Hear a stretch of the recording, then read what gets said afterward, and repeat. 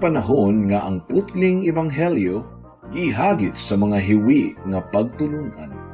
Kinahanglan mo barug ang mga tinunan ni Kristo sa pagpakigbisog sa paglaban sa pagtuo, nga makausa ug alang sa tanang panahong gihatag sa Dios ngadto sa iyang katawhan. Maoy hinungdan nga namugna kining tulumanon ang putling ebanghelyo. 30 minutos nga pagsabwag sa tinuod nga ebanghelyo. Kauban ni Pastor Jeremias Hangad, ang putling ebanghelyo. Tulumanon nga gihatod kaninyo sa Herald of Grace Radio Ministries Philippines. Ang putling ebanghelyo. Putling ebanghelyo. Putling ebanghelyo.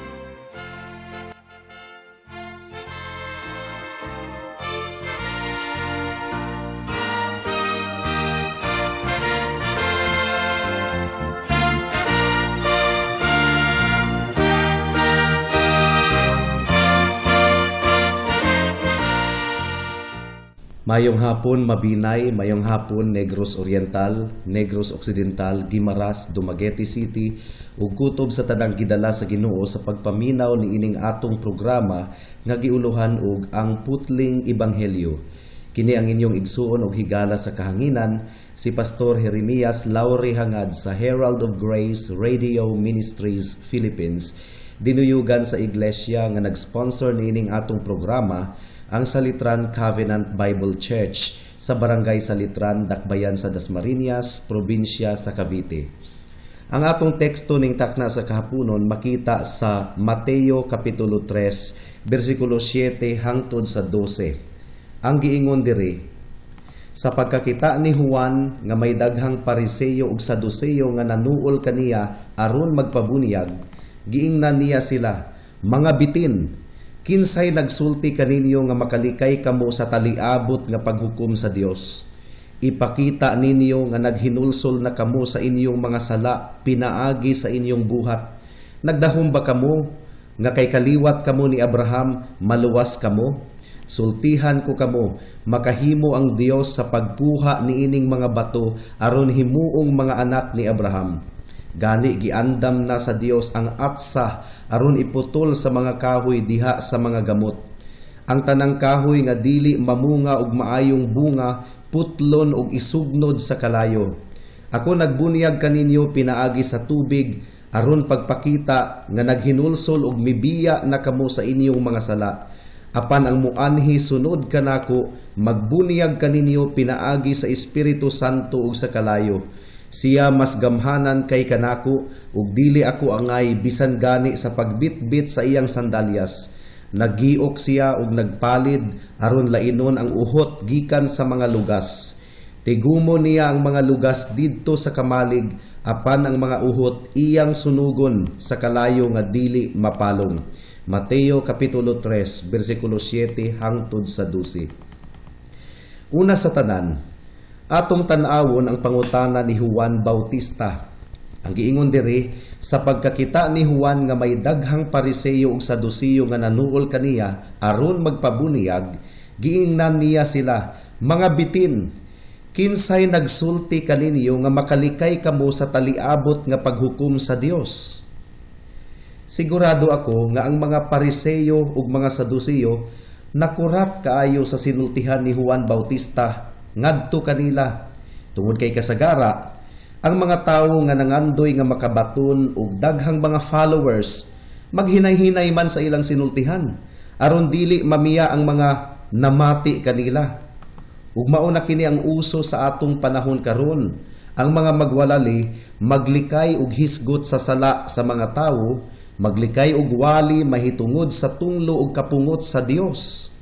Ang sulod sa ilang wali kanunay ang mahitungod lamang sa blessings. Pero nungka nga magwali sila og bugat nga mga butang sama sa paghukom sa Dios. Apan dili susama si Juan Bautista sa mga nagpasikat nga mga magwalali. Niadtong miduol kaniya ang mga Pariseyo nga mga relihiyosong tawo nga nagsunod gayud sa tanang mga detalye sa ritual sa pagsimba. nga hugot kaayong nagtuo mahitungod sa pagkabanhaw sa kalag human sa kamatayon ug nagtuo sab nga adunay mga anghel ug mga espiritu ug labaw sa tanan nagtuo sa tanang nahasulat sa Biblia ug sa tanang mga tradisyon sa ilang mga katigwangan nga makaingon ta nga kun dunay pinakamataro nga mga tawo sa tibuok kalibutan mga Pariseyo na kana sila. Nagtuo ko nga sa pagkadungog nila sa bugat nga mga pulong ni Juan Bautista bato kanila nga nakuratan gayud sila niadtong gisultihan sila ni Juan mahitungod sa kapungot ug tunglo sa Dios nga anaa usab kanila sama sa ubang mga tawo. Ang ilang gipanghinambog nga mga sutana nga ilang gipangsuot dili di ay makapa-exempted kanila gikan sa tunglo nga taliabot. Apan dili lang ang mga Pariseyo ang nakurat sa bugat nga sinultihan ni Juan Bautista, kundili ang mga Saduseyo usab. Now kinsa maning mga Saduseyo? Mga relihiyoso usab kini sila, pero mga liberal. Wala sila nagtuo sa mga tradisyon ug mga seremonyas. Nagsunod pod kunuhay sila sa balaod ni Moses, pero lahi ang ilang interpretasyon. Gumikan kay wala man sila nagatuo nga adunay mga anghel ug mga espiritu. Mga liberal kini sila, mga kaigsunan. Gaan lang kaayo ang relihiyon alang kanila. Pero religious gihapon sila.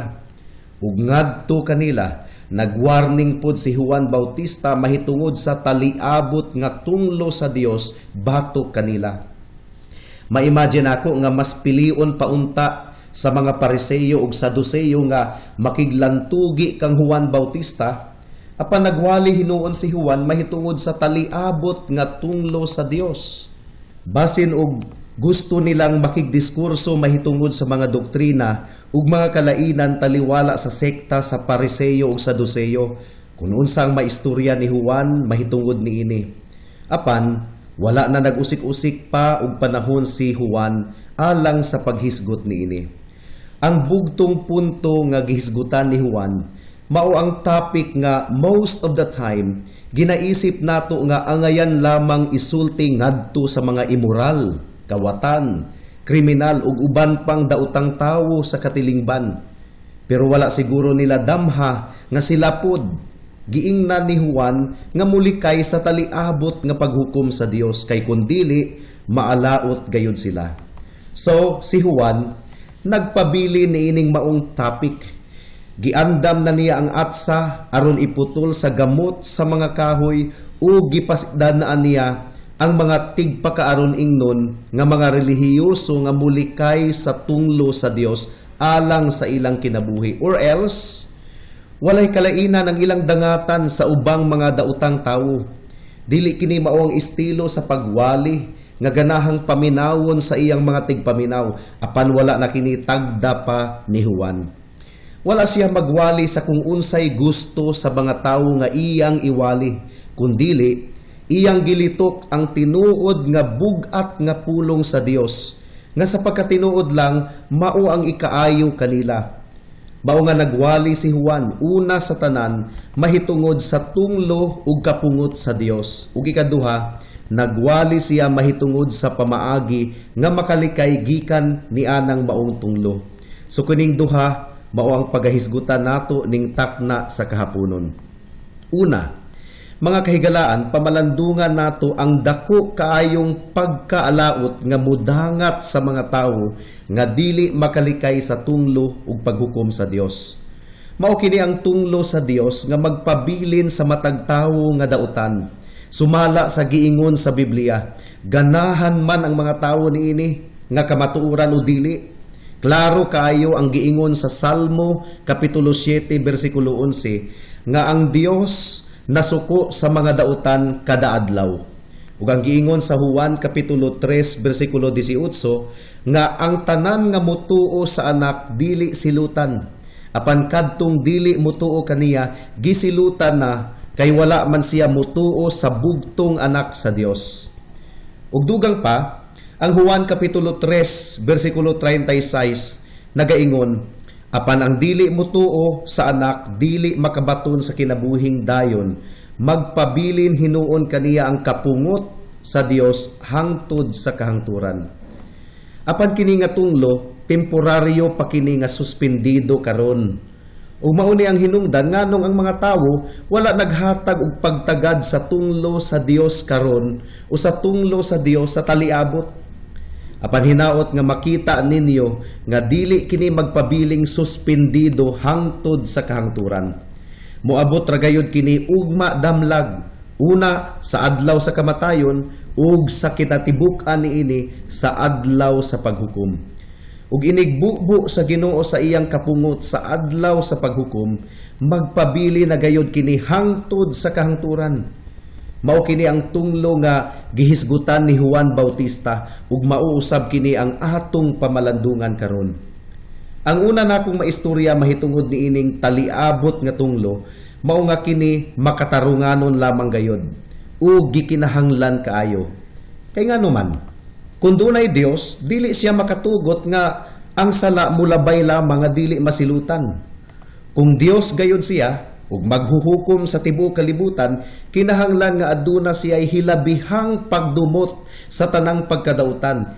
Imposible nga pareho lang ang iyang pagtan-aw ug pagtagad sa mga bakakon ug sa dili bakakon, sa maulagon ug sa putli, sa palahubog ug sa dili palahubog, sa hakog ug sa manggihinatagon.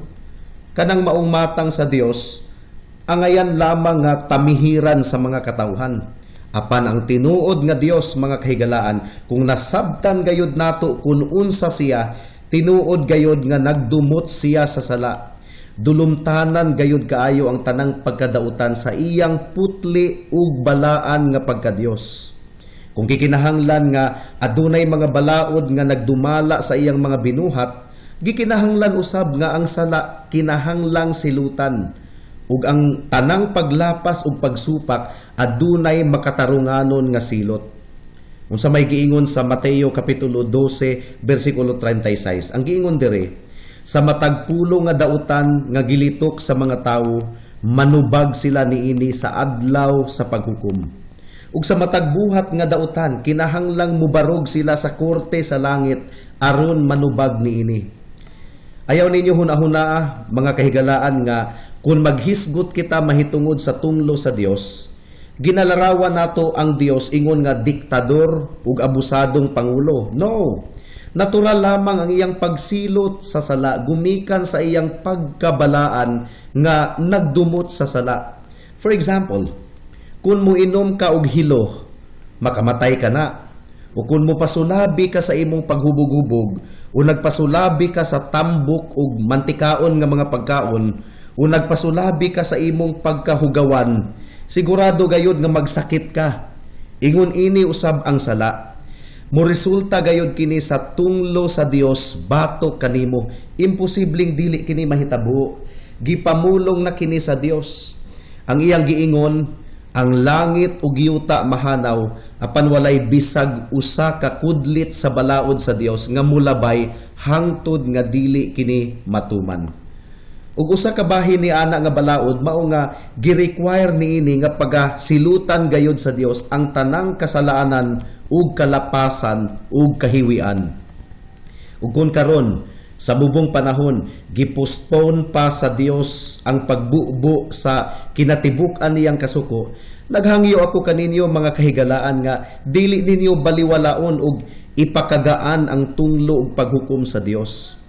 Kung mas dugay nga gipugnan sa Dios ang iyang kapungot, mas kusog na hinuon ang pagbundak niini kung ibubo na niya kini sa kalibutan. Ang pagpakasala batok sa pagpasensya ug pag-anto sa gamhanang Dios, mao ang pagpangulitawo sa makalilisang nga pagpanimalo sa Dios. Mas grabe ang pag-insulto ninyo sa Dios. Karong nasayod kamo nga nagtan-aw ang Dios sa inyong pagpakasala samtang naglingkod siya sa iyang trono, apan nagpadayon gihapon ikaw sa pagpakasala. Kung panimaslan ka na sa Dios, wala na jud kay mahimo. Karon, pwede ka pang makahinulsol. Duna ka pa'y mahimo karon tungod kay sa iyang dakong gugma, gipugngan pa niya ang iyang pagbubo sa kinatibuk-an niyang tunglo. Ang giingon sa Salmo 103 bersikulo 8, dili daling masuko ang Dios ug dato siya sa kaluoy.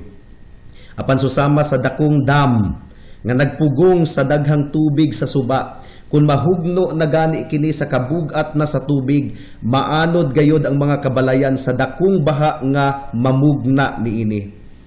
Higala, dugay na kaayong nagpasensya ang Dios kanimo. Ang uban 70 ka tuig, ang uban 60 o 50. Pero kung mudangat na kaninyo ang tunglo sa Dios, kay nahurot na ang iyang pasensya, maalaot gayod kamo. Ayaw ipakagaan ang pagpasensya sa Dios. Duol kaniya alang sa imong kaluwasan, pinaagi kang Kristo. Na ako'y nadunggan ni adtong 1990s, nga imposible na kunong mubalik ang Dios alang sa paghukom. Tungod kay sa una ra kuno kining ginawali. Hangtod karon, wala pa man mahitabo. Naniguwang na lang kuno siya, apan mga kahigalaan, dili tungod kay nadilatar kini sa atong pagtan-aw, nagpasabot kini nga dili na gayod kini mahitabo. Giinat lang sa Dios ang iyang pasensya ug magpasalamat kita kaniya gumikan niini. Tungod kay naghatag pa siya og duga nga chance sa mga katawhan nga maghinulsol ug mudangop kang Hesus. Unsa man ang mahitabo kung ibubo na sa Dios ang iyang kapungot? Well, kung liktan sa Dios ang tawo sa iyang mga tudlo lamang, bisan pa ang pinakakusgan nga tawo sa kalibutan matumba ug mahagba gayod. Unsa na lang kaha kung kamot na gyud sa Dios ang mulihok aron sa pagsilot sa katawhan no? Kung manimalos na gayod ang Ginoo, madugmok gayod ang tawo. Paminawan ninyo ang giingon sa Salmo kapitulo 50 bersikulo 22. Ang giingon diri, huna-hunaan ninyo kini, kamo nga nakalimot sa Ginoo, basin og dugmukon ko kamo, ug wala na gayoy makaluwas pa kaninyo. Hadlok gayod kaayo mga kahigalaan. Mao nga samtang nagluwas pa si Hesus karon, duol kamo sa Ginoo, hinulsuli ang sala ug tuuhi si Hesus, ingon nga imong Dios ug manluluwas. Karon sa ikaduhang punto, buot kong ipasabot kaninyo ang pamaagi sa paglikay sa tunglo sa Dios. Ang giingon ni Juan sa mga Pariseo, kinsay nagsulti kaninyo nga muikyas kamo gikan sa taliabot nga paghukom sa Dios. So gikan niini nga pangutana, mura og gi-imply ni Juan Bautista nga wala na ilain pang pamaagi sa paglikay sa taliabot nga tunglo sa Dios, kundili pinaagi lamang sa pag-ikyas, pagsibat, pagsutoy og dagan gikan niini. Higala, dili nimo kayang atubangon ang kapungot og tunglo sa Dios bisan pa og usa ka segundo. Kung ang usa ka tawo dunay lungag sa ngipon nga sakit gayud kaayo, grabe naman gani ang pag-antos kung mulungtad kini og usa ka semana. Ngut-ngut lang na sa kasakit sa ngipon ha. Samot na ang pag-antos sa tunglo ug kapungot sa Dios nga walay katapusang kalayo sa impyerno. Nasabtan ba ninyo kini mga kaigsuonan? Mao nga ang bugto nga pamaagi sa paglikay, mao ang pag-ikyas, pagsibat, pagkaratil og dagan. Unsa may buti pasabot niini? Nagpasabot kini og hinanali nga aksyon. Kining aksyon gayo dayon. Kung gadilaab na ang imong balay, sibat na dayon. Ayaw na panamin pa. Unrealistic kaayo kung manudlay ka pa. Umang lipstick nga nagdilaab na ang imong balay. Ingon usab niini ang kahimtang sa imong kalag. Ana ikaw sa gingharian ni Satanas, gumikan sa imong kasalanan. Biya dayon diha. Pag hinulsol dayon kay basin og lamuno na ka sa dayon ug wala na higayon pa nga makaikyas ka pa. Ang pag-ikyas wala lang nagpasabot og aksyon dayon kundili pas-pas pud nga aksyon. Ang muikyas gikan sa peligro dili baya magkamang o magprosesyon, dili. Katong gigukod ko sa mga sipat nga bata ni atong elementarya pa ko, pas-pas baya kaayo kung midagan. Unsa na lang kaano kung gaprosesyon ko adto, bunog na jud unta ko sa ilang mga sumbag. O kung ipabati kaninyo sa balaang espiritu ang pagkapeligro sa taliabot nga tunglo ug kapungot sa Dios. Gusto gayod kamo nga mudhagan dayon padulong kang Kristo. Paspas nga pagdagan padulong kang Kristo aron kamo maluwas. Hinaot nga ipabati kini kaninyo sa balaang espiritu. Unsa na lang kaha kung muhampak na ang Ginoo kanimo higala. Ayaw na paglangan-langan pa. Wala ka masayod kung unsay mahitabo ugma. Ang giingon sa Hebreyohanon 3:15, karon kung nabati ninyo ang tingog sa Dios, ayaw pagahia ang inyong mga kasing-kasing. Ug ang giingon sa ikaduhang Korinto 6:2, karon ang angayan nga panahon, karon ang adlaw sa kaluwasan. So karon, dili ugma, karon gayod higala. Dugang pa, ang pag-ikyas nagpasabot usab og pagdagan diretso sa imong destinasyon. Ang tawo nga muikyas gikan sa peligro, dili magtuyok-tuyok sa iyang pagdagan, kundi diretso, tulid, wala na'y pagliko-liko pa. Kung dunay shortcut, mas maayo. Mao nga duol diretso kang Kristo, ayaw na pagliko-liko pa. Makasasala ikaw, ug si Jesus lamang ang bugtong manluluwas sa mga makasasala. Mao nga tuuhi ug saligi siya, karon dayon. Hinaot nga hatagan ikaw sa Dios ug tinuod nga pagtuo kaniya. Ang plano sa Ginoo sa kaluwasan dili lisod sabton. Ang giingon sa Juan kapitulo 3 bersikulo 36, ang mosalig sa anak adunay kinabuhing walay katapusan ug dili gayod siya pagahukman tungod kay nakaikyas na siya gikan sa kamatayon ngadto sa kinabuhi. Mao kini ang summary sa ebanghelyo, gaksa kini karon dayon. Matik din ninyo kung giunsa pagpasabot ni Juan Bautista ngadto sa mga Pariseo ug Saduceo ang pamaagi aron sila makaikyas. Giingnan niya sila una sa tanan nga kinahanglan silang maghinulsol. Walay makaadto sa langit nga moagi sa dalan padulong sa impyerno. Walay makakaplag og kapasayloan kung magpabilin pa sa sala. Hinumdumi, Mr. Palahubog, nga dili gayud ikaw mapasaylo sa sala sa pagkapalahubog kung magpadayon ikaw sa paghubog-hubog.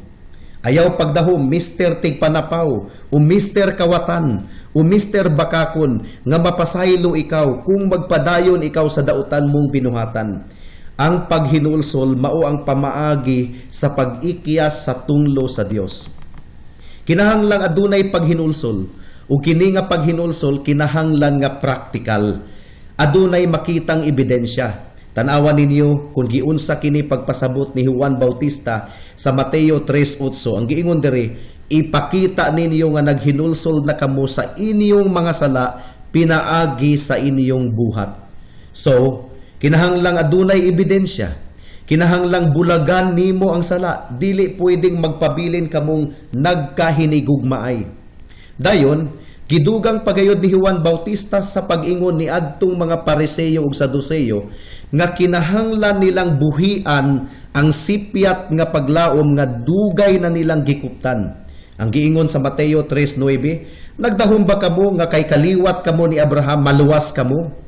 Sultihan ko kamo, makahimo ang Dios pagkuha ni ining mga bato aron himuong mga anak ni Abraham. Kadtong mga Pariseo nagtuo nga dinabali kung magpakaron ingnon mi. Si Abraham bitaw ang among amahan. Ug kadto pong mga Saduceo miingon usab sa ilang kasing-kasing, bisan og dili kami magtotoo, wala ray kaso. Si Abraham bitaw ang among amahan. Apan ang giingon ni Juan Bautista dili gayod. Kinahanglang talikdan ninyo ang mga sipyat ninyong gilauman. Ug kung adunay pipila kaninyo nga miingon sa inyong kasing-kasing, okay raman mi, kay kanunay man ming nagsimba. O di ba kaha, okay rami tungod kay member man mi sa Baptist, sa Methodist, o Presbyterian. Ang among tatay ug nanay, lolo ug lula, puros man mga Christians. Yes, basin og sa mga katigwangan pagayod ninyo. Pero ang inyong kaliwat nga mga Kristohanon, walay mahimo alang sa imong kaluwasan. Kinahanglang hinulsulan ug talikdan mo ang imong mga sala ug mutuo kang Hesukristo ingon nga imong Dios ug manluluwas. Wala na kay lain pang malauman alang sa imong kaluwasan. Ang imong water baptism, regular church attendance, pagpartake sa Lord's Supper, pagtabang sa mga kabus ug uban pa, walay pulos alang sa imong kaluwasan. Kinahanglan talikdan nimo ang tanan nimong mga sipyat nga gipanglauman ug musalig lamang sa tinuod nga manluluwas, si Hesukristo. Ang giingon sa Hebreyohanon 6:18 nga pinaagi sa duha ka butang nga dili gayud mausab nga imposible alang sa Dios ang pagpamakak aron aduna kitay paghupay, kita nga mga midangup ug mibarog sa paglaom nga gihatag sa Dios kanato. Giwali ni Juan Bautista kanila ang balaod, aron masabtan nila nga sila makasasala. Apan wala mapakya si Juan sa pagpunting kanila ngadto sa tinuod nga manluluwas. Tungod kay miingon siya kanila, adunay nagbarog sa inyong taliwala nga wala ninyo mailhi. Pagabunyagan niya kamo sa balaang espiritu ug sa kalayo. Samara nga giingon ni Juan, dagan kamo ngadto kang Hesus lamang. Siya ang tinuod nga dangpanan sa mga makasasala. Ang pagsalig ug pagtuo kaniya susama ra sa paglitok nga kanimo Hesus nga bugtong anak sa Dios nagsalig ako. Akong gitugyan ang akong kaugalingon sa imong mga kamot, luwasa ako gikan sa tunglo ug paghukom nga taliabot. Gihangyo ko kamo mga kahigalaan. Kamo nga naghuna-huna nga mga buutan kaayo kamo, talik di na ang inyong pagsalig sa inyong pagkamaayo. Pangayua sa Dios nga tangtangon niya ang inyong self-righteousness, ang pagkamatarong lamang ni Jesus, ang pagkamatarong nga imong gikinahanglan aron ikaw ipakawalay sala at tubangan sa Dios. Unsaon man kita sa pagluwas ni Kristo gikan sa tunglo nga umaabot, ang tubag iyang gitugyan ang iyang kaugalingon isip kapuli alang kanato. Siya ang gipakamakasasala sa Dios alang kanato. Iyang giantos ang tanang silot sa sala didto sa krus sa Kalbaryo. Nabayran niya sa kinatibuk-an gayod ang tanang silot sa sala pinaagi sa iyang dugo. Si Jesus ang midawat sa tanang tunglo sa Dios alang sa iyang mga katawhan aron kita makalikay sa taliabot nga tunglo. Nagtuo ko sa una nga kung akong isulti sa mga tao kining kahibulungan nga balita mahitungod sa libre nga grasya sa kaluwasan, nga mutuo ang tanang makapamati niini. Apan nadiskubrihan nako nga gahi gayo di ay kayo ang kasing-kasing sa mga tao, nga mas pilion pa niya nga maalaot kaysa maluwas pinaagi sa grasya ni Kristo. Well, ning takna sa kahaponon kinahanglan usab nga mupili kamo alang sa inyong kaugalingon. Musalig ba kamo sa grasya sa Dios? O musalig mo sa inyong kaugalingong pagkamatarong? Kung unsa man ang inyong pilion, nagtuo ko nga dili na ako mabasol niini. Tungod kay gibuhat na nako ang tanan aron lamang kamo madala ngadto sa tiilan sa atong Ginoong Hesukristo. Mausahay, mahadlok ako maghunahuna kung paningla na ako sa Dios mahitungod sa ginatos o libo-libong mga tao nga naminaw sa akong tingog diri sa kahanginan. What if ang akong agalon moingon kanako sa katapusan, giulog-ulogan mo sila, Jeremiah. Nagpadala ka sa dikta sa panahon, wala ka magwali sa karaang ebanghelyo, wala ka maghisgot mahitungod sa impyerno, ug sa paghukom, ug sa paghugas pinaagi sa akong dugo. Apan confident akong mutubag nga, Lord, dili gayud ka na nimo maistorya kanako. Sa tanan akong mga kakulangon, kapakiyasan ug kahuyangon, naningkamot gayud ako nga imantala ang imong kamatuoran ngadto sa mga katawhan. Mao nga sa akong mga tigpaminaw, dili na ako paninglan pa sa Dios alang kaninyo.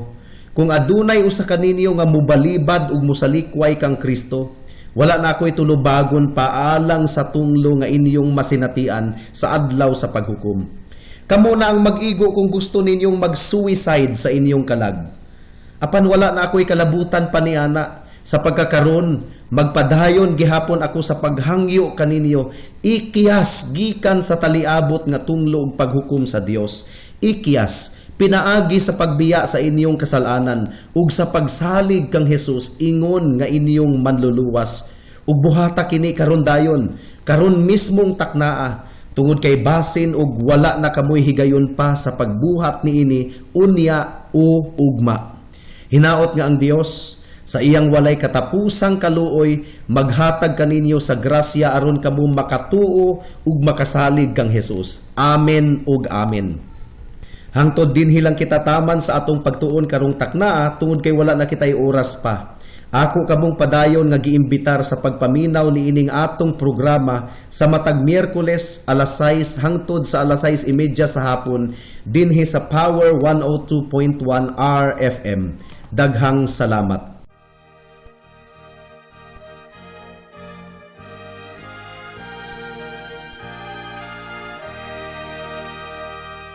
Ang Herald of Grace Radio Ministries Philippines andam nga mutagbo sa inyong tinguha nga masabtan pagayod ug dugang ang putling ebanghelyo sa atong Ginoong Hesukristo. Alang sa mga home Bible studies, mahimong mo kontak sa atong kauban nga buluhaton, ang Lumbangan Fellowship Baptist Church, pinaagi kang Pastor Ariel Raidan sa numero 0906-714-4197. Alang sa dugang nga mga pangutana, mahimong mo text kang Pastor Jeremias hangad sa 0935-744-3030.